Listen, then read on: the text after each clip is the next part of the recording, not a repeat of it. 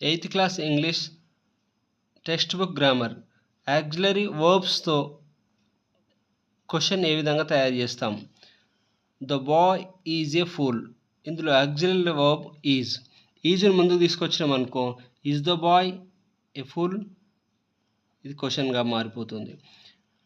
Auxiliary verb లేదనుకో, I understand that he asked for more. దీంట్లో auxiliary verb లేదు కాబట్టి ఫస్ట్ పర్సన్ ఉంది కాబట్టి డూను వాడతాం.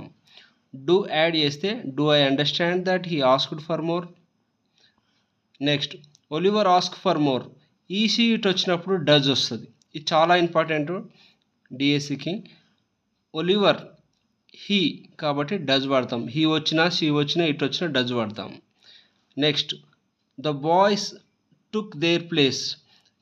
టుక్ అనేది పాస్ట్ టెన్స్ కాబట్టి డిడ్ వాడతాం. Did the boys take there